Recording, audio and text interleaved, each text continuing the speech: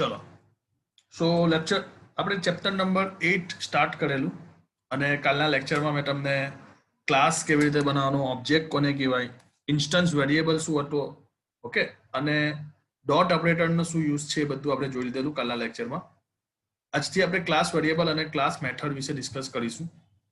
સો તમને આપણું મિશન યાદ હશે કે 90+ આ વખતે આપણે માર્ક્સ લાવવાના છે.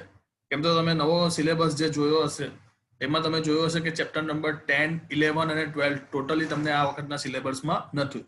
એટલે જાવા જે તમને હાર્ડ પડતું હતું, જે તમારા પાસ્ટ સિનિયર સ્ટુડન્ટ્સ હતા એ લોકોને તમે જરા પૂછી લેજો કે જાવાવાળા જે કન્સેપ્ટ હતા કેટલા હાર્ડ હતા, કેટલા ટ્રીકી હતા. તો સ્પેશિયલી ચેપ્ટર નંબર 10, 11 અને 12 તમને છે જ નહીં આ વખતના સિલેબસમાં. એટલે હું તમને કહું છું કે મિશન કમ્પ્યુટર સબ્જેક્ટમાં 90+ માર્ક્સ લાવવાનો મિશન તમારે સ્ટાર્ટ કરવાનો છે અને ઇઝીલી તમે 90+ માર્ક્સ લાવી જ શકશો. ડેફિનેટલી મારી ગેરંટી છે કે આ વખતનું જેટલું સિલેબસ આપણું કવર થઈ જશે એના પછી હું તમને એક નવી પેટર્ન શીખવાડીશ પ્રિપેરેશન માટેની. ચેપ્ટર વાઇઝ, ટોપિક વાઇઝ આપણે આઈએમપી ટોપિકને સોલ્વ કરીશું અને એના બેસિસ પર પ્રીવિયસ 5 યર્સમાં કયા કયા ક્વેશ્ચન પૂછાયેલા છે આપણે એ ક્વેશ્ચનને સોલ્વ કરીશું. ઓકે, તો લેટ સ્ટાર્ટ. આપણા થિયરી સબ્જેક્ટમાં આપણે થિયરી જે કન્સેપ્ટ બાકી હતો એમાં આપણે કન્ટિન્યુ જોઈએ અને આજે આપણે જોઈશું ક્લાસ વેરિયેબલ અને ક્લાસ મેથડ. ઓકે, સો as discuss earlier chapter number 8 ના સ્ટાર્ટિંગમાં મેં તમને એક પ્રોગ્રામ સમજાવેલો, રાઈટ? એમાં આપણે ઓબ્જેક્ટ કેવી રીતે બનાવવાનો એ પણ મેં તમને સમજાવેલું. Okay, when object is created using new keyword, કયા કીવર્ડથી આપણે ઓબ્જેક્ટ બનાવી શકીએ? ન્યૂ કીવર્ડથી. Okay, so memory is allocate from heap area to store the value of its attribute. તો હીપ એરિયામાંથી મેમરી અલોકેશન થશે, રાઈટ, ન્યૂ કીવર્ડથી. Thus, every object has its own instance variable occupying different space in memory. Okay. Now, suppose we want to have a total number of windows of all room object created so far. To store this value, it's require only one variable per class. It is meaningless to keep this variable as an attribute of each object. Actually, it is not an attribute of an object, it is an attribute of a class. એટલે તમને શું કહેવા માંગે છે હું તમને થોડું graphically અહીંયા સમજાવું, તમને ડિટેલમાં વધારે સમજ પડશે કે સ્ટેટમેન્ટમાં શું કહેવા માંગે છે. તો આપણે કાલના પ્રોગ્રામમાં બે ક્લાસ હતા આપણી પાસે. એક ક્લાસનું નામ હતું રૂમ અને એક બીજા ક્લાસનું નામ હતું room demo, right? Main method room ડેમોમાં હતી એટલે પ્રોગ્રામ આપણે રૂમ ડેમો ડોટ જાવાથી સેવ કરવો પડે.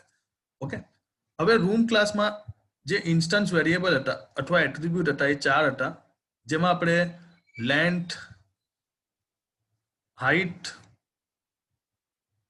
width and windows, આ 4 આપણા શું હતા? એટ્રીબ્યુટ, અથવા આપણે એને કહી શકીએ ઇન્સ્ટન્સ વેરિયેબલ. ઓકે, તો જ્યારે આપણે રૂમ ડેમો ક્લાસમાં ઓબ્જેક્ટ બનાવતા હતા R1 અને R2, તો R1 માટે પણ આ 4 ને મેમરી અલોકેટ થાય અને R2 માટે પણ આ 4 વેરિયેબલ માટે શું અલોકેટ થાય? મેમરી અલોકેટ થાય. કેમ તો આપણે ન્યૂ કીવર્ડનો યુઝ કરીએ છીએ અને આ મેમરી ક્યાંથી અલોકેશન થાય? હીપના અંદરથી. આ એક શબ્દ યાદ રાખજો, ઓબ્જેક્ટને મેમરી ક્યાંથી અલોકેટ થાય છે? હીપના અંદરથી. ઓકે, તો મેમરી અલોકેશન થતું હતું, રાઈટ? આ વસ્તુ ક્લિયર છે. તો હવે સવાલ એ થાય છે કે આ જે નંબર ઓફ વિન્ડોઝ નામનું એક વેરિયેબલ છે એને આપણે દર વખતે સેપરેટ મેમરી કેમ આપવી? ઓકે, લેન્થ અલગ અલગ હોઈ શકે દરેક રૂમની, હાઇટ પણ અલગ અલગ હોઈ શકે દરેક રૂમની, width પણ અલગ અલગ હોઈ શકે. ઓકે, એના માટે તમે અલગ મેમરી આપો છો. Okay, it's okay. But number of windows normally દરેક રૂમમાં તે એક સરખી જ હોય. જેવી રીતે હું તમને કહું કે ભાઈ હોસ્પિટલ, તો હોસ્પિટલના અંદર જે નંબર ઓફ વિન્ડોઝ છે તો ક્યાં તો એક હશે, તો દરેક માટે જે નોર્મલ છે નોર્મલ રૂમ માટે કેટલી હશે? એક જ હશે. એટલે કહેવાનો મતલબ ઇન શોર્ટ, કોઈ વાર એવી સિચ્યુએશન જરૂર પડે જ્યારે કોઈ વેરિયેબલને તમારે દર વખતે મેમરી અલોકેશન કરવાની જરૂર નથી, તો આવા વેરિયેબલની આગળ લખી દેવાનું સ્ટેટિક કીવર્ડ. કયો સ્ટેટિક કીવર્ડ લખી દેવાનું? સ્ટેટિક. તો જે બી વેરિયેબલ છે એની આગળ સ્ટેટિક લખી દો તો એ વેરિયેબલ તમારો ઇન્સ્ટન્સ વેરિયેબલ નહીં કહેવાય, એ હવે કહેવાશે ક્લાસ વેરિયેબલ. કયો વેરિયેબલ? Class variable. અને હવે આના વખતે તમારે દર વખતે મેમરી અલોકેશન નહીં થાય, એક જ વાર મેમરી અલોકેશન થશે. એટલે અહીંયા R1 માટે પણ એક જ વાર થશે, R2 માટે એ જૂની જ વેરિયેબલની વેલ્યુ લઈ લેશે. ઓકે, તો સ્ટેટિક કીવર્ડ ઇમ્પોર્ટન્ટ છે અને આ કન્સેપ્ટને આપણે શું કહીએ છીએ? Class variable. ઓકે, તો તો જો તમને તમારા થિયરીમાં સમજાવે જ છે કે કોઈ વાર એવી સિચ્યુએશન આવે જ્યારે દર વખતે તમારે મેમરી એલોકેશન નહીં કરવાની આવે. ઓકે, તો જો when there is a need have a some variable that is shared by all object instance of the same class, the variable should be allocated the memory only once per class. એને કેટલી વાર allocation કરવામાં આવે? એક જ વાર. It means that the variable belongs to a class and not to the object. Okay, એટલે આવા વેરિયેબલ આપણે કહો કે આ class variable. Okay, such variable can be declared within a class using static keyword. યાદ રાખો કયા કીવર્ડ? Static keyword. તો એક્ઝામમાં પૂછી શકે કે સ્ટેટિક કીવર્ડ થી જે વેરિયેબલ ડિક્લેર કરીએ, ઓકે, એવા વેરિયેબલને કેવો વેરિયેબલ કહેવાય? Class variable. Okay, so when we declare a class variable with the static keyword, okay, with the which keyword? Static keyword before the data type, and this static variable are called class variable. Clear આ વસ્તુ? Value of instance variable are stored in an instance, matlab memory allocation for object, where value of the class variable are stored in a class itself. Okay, let us declare the class variable total window by adding some following statement in a class with the instance static. એટલે આગળ એ લોકો static લગાવી દે છે in short. Okay, બસ આમાં તો આ practical વસ્તુ જ છે, એટલે આમાં મને નથી લાગતું કે એક્ઝામમાં કંઈ પૂછાય. હા, એક વસ્તુ યાદ રાખવાની કે ઇન્સ્ટન્સ સ્ટેટિક જે ક્લાસ વેરિયેબલ હોય એની ઇનિશિયલ વેલ્યુ કેટલી હોય? 0. ઓકે, બસ આમાં એટલું ઇમ્પોર્ટન્ટ નથી, એટલે હું આ અત્યારે સ્કીપ કરું છું.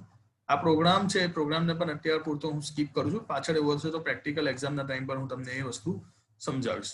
ઓકે ઓકે, હવે એક ઇમ્પોર્ટન્ટ કન્સેપ્ટ આવશે જે તમારે યાદ રાખવાનું કે અહીંયા એ લોકો આપેલું જ છે બેઝિકલી. અહીંયા are you point two remember class variable and class method can be accessed using class name or reference variable. Okay, એટલે જે ક્લાસ વેરિયેબલ છે જેની આગળ આપણે સ્ટેટિક લખાવ્યું છે એ આપણા ક્લાસ વેરિયેબલ થઈ જાય, અને ક્લાસ મેથડ એટલે જે મેથડની આગળ આપણે સ્ટેટિક લખી દઈએ આપણી ક્લાસ મેથડ થઈ જાય. એને એક્સેસ કરવા આપણે ક્લાસનું નામ લઈ શકીએ અથવા રેફરન્સ વેરિયેબલ પણ લઈ શકીએ, એટલે ઇનડાયરેક્ટલી ઓબ્જેક્ટ પણ લઈ શકીએ. Okay, to increase readability it is advise to access with class name, એટલે નોર્મલી આપણે ક્લાસના નામથી જ એને એક્સેસ કરી શકીએ. Okay, class variable and class method can be access from instance method also, એટલે આપણે ક્લાસ વેરિયેબલ અને ક્લાસ મેથડને ઇન્સ્ટન્સ મેથડથી પણ કોલ કરી શકીએ. But instance variable and instance method can not be access from the class method. Okay, એટલે આ વસ્તુ યાદ રાખજો. તમે કન્ફ્યુઝ નહીં થતા કે સર આ ઇન્સ્ટન્સ વેરિયેબલ અને ઇન્સ્ટન્સ મેથડ એ બધું શું છે. મેં તમને કાલે પ્રોગ્રામિકલી પણ સમજાવેલું, અત્યારે એકવાર પાછું બી સમજાવી દઉં છું જો સમજી જાઓ. જો આપણો ચેપ્ટર નંબર 8 નો પહેલો પ્રોગ્રામ હતો, અને આના અંદરથી જ ઘણું બધું તમને સમજ પડી કે ઓબ્જેક્ટ કોને કહેવાય, ઇન્સ્ટન્સ વેરિયેબલ કોને કહેવાય. ઓકે, તો અહીંયા જો તમે જોઈ શકો છો, અહીંયા જે સેટ એટ્રીબ્યુટ છે, ઓકે, એ આપણી શું થઈ ગઈ? Instance variable. એ કઈ વેરિયેબલ? ઇન્સ્ટન્સ. ક્લિયર? આ વસ્તુ તમને સમજ મેં તમને કાલે સમજાવેલી. ઓકે, તો આ ફ્લોટ, લેન્થ, width, height અને n વિન્ડોઝ આ બધા કેવા કહેવાય? Instance variable. કેવા વેરિયેબલ? Instance variable. ઓકે, અને આ જે સેટ એટ્રીબ્યુટ છે, એરિયા છે, ડિસ્પ્લે છે, એ શું કહેવાય? Instance method. ઓકે, અને આ રૂમ R1 અને R2 છે એ શું થઈ ગયા? એના ઓબ્જેક્ટ. શું કહેવાય? ઓબ્જેક્ટ આને, અથવા આને શું કહેવાય? Reference variable. ઓકે, આ વસ્તુ યાદ રાખજો, કન્ફ્યુઝ નહીં થતા. ન્યૂ કીવર્ડ બનાવો એટલે શું થઈ ગયું? એ મેમરી આપશે. ક્યાંથી આપશે? હીપના અંદરથી. આ શબ્દ બી યાદ રાખજો, હીપ. ઓકે, હવે શું વસ્તુ થાય છે તે સમજો. અગર આપણે કોઈ વેરિયેબલના અલોકેશનમાં આપણે સ્ટેટિક કીવર્ડ આપી દઈએ. કયો કીવર્ડ આપી દઈએ? સ્ટેટિક. ઓકે, તો એ શું થઈ જશે? ક્લાસ વેરિયેબલ થઈ જશે. કયો વેરિયેબલ થઈ જશે? Class variable. એટલે અહીંયા યાદ રાખો,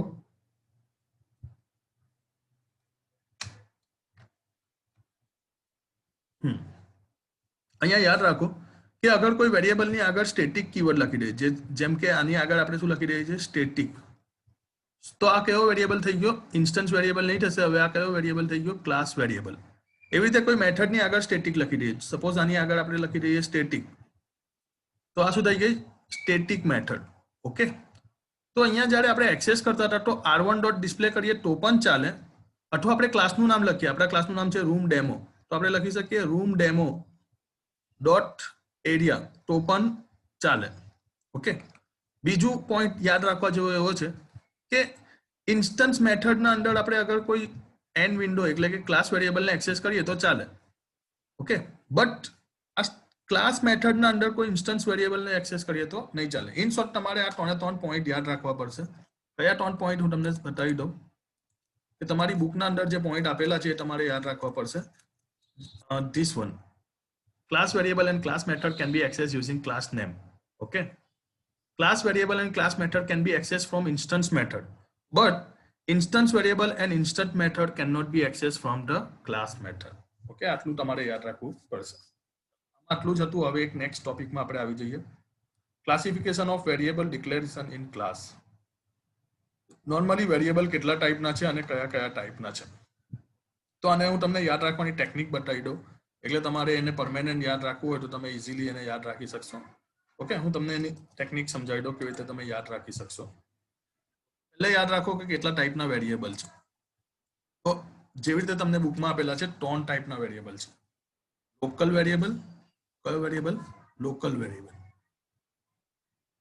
ઓકે, બીજું ક્લાસ વેરિયેબલ. કયો વેરિયેબલ છે? સોરી, ઇન્સ્ટન્સ વેરિયેબલ છે. તો આ આવી ગયું ઇન્સ્ટન્સ વેરિયેબલ. અને ત્રીજું આવી ગયું ક્લાસ વેરિયેબલ. ઓકે, તો તમને યાદ રાખવાની હું તમને ટેકનિક સમજાવી દઉં. ઓકે, પહેલી વાત કરીએ લોકલ વેરિયેબલની. તો લોકલ વેરિયેબલ માટે એક વસ્તુ યાદ રાખો કે variable define inside method or block are call local variable. Okay, formal parameter of the method are also local variable. Formal parameter શું છે એ તમને બતાવું, ડોન્ટ વરી. ઓકે, તો જો શું કહેવા માંગે છે, તમને આ વસ્તુ સમજાવું કે શું કહેવા માંગે છે એક્ઝેક્ટલી. લોકલ વેરિયેબલ, હવે સપોઝ સમજી લો કે આપણી પાસે એક ક્લાસ છે. ઓકે, સપોઝ ક્લાસનું નામ છે ડેમો. એના અંદર પબ્લિક સ્ટેટિક વોઇડ મેન નામની કોઈ મેથડ છે, અથવા સપોઝ સમજી લો કે પબ્લિક સ્ટેટિક નામની નથી, કોઈ બીજી મેથડ છે, ડિસ્પ્લે નામની કોઈ મેથડ છે, void display. એના બ્રેકેટમાં એક આર્ગ્યુમેન્ટ પાસ કરીએ ઇન્ટીજર a.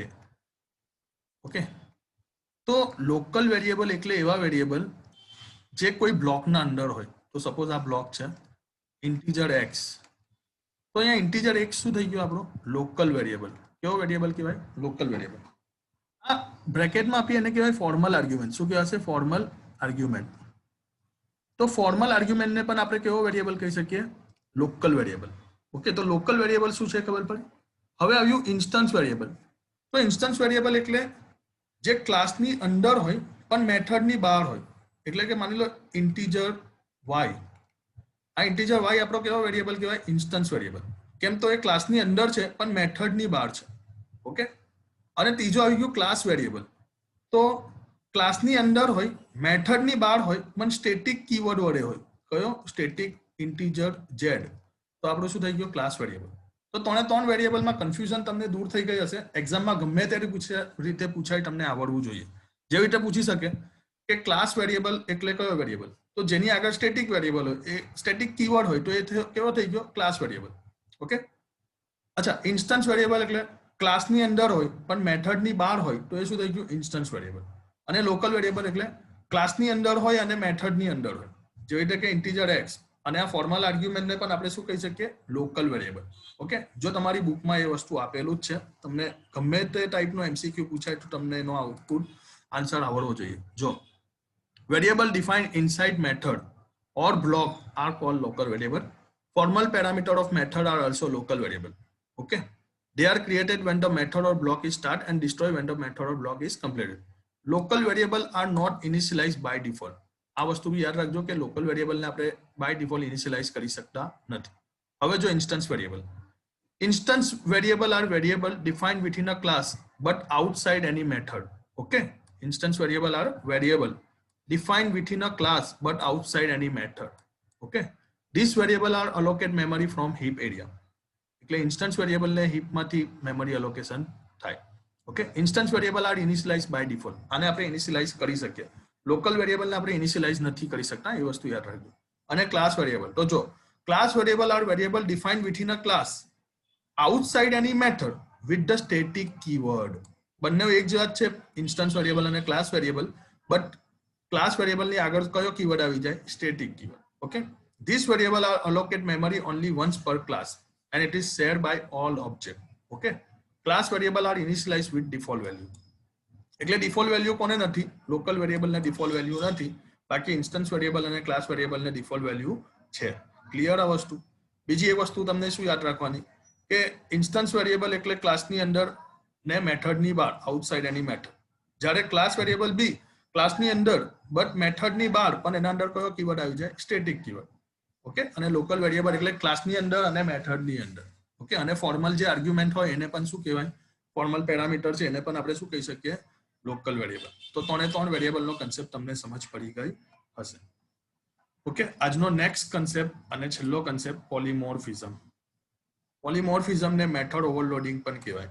એકચ્યુઅલી એના ઘણા બધા નામ છે. મેથડ ઓવરલોડિંગ બી કહી શકીએ આપણે એને.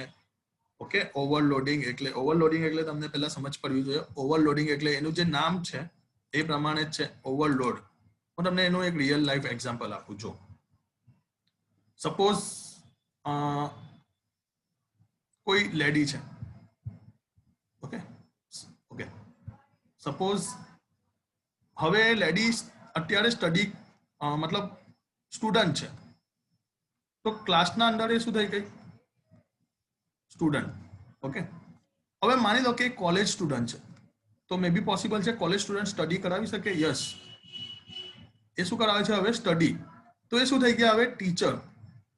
ઓકે ઓકે, હવે કોઈની સાથે ટોકિંગ કરે છે, તો એ શું થઈ ગયા અત્યારે? ફ્રેન્ડ.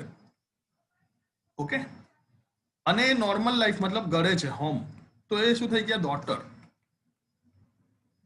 ઓકે, આ વસ્તુ ખબર પડી? અચ્છા, અગર એ લગભગ મેરિડ થઈ ગયા હોય તો એ શું થઈ ગયા? વાઇફ.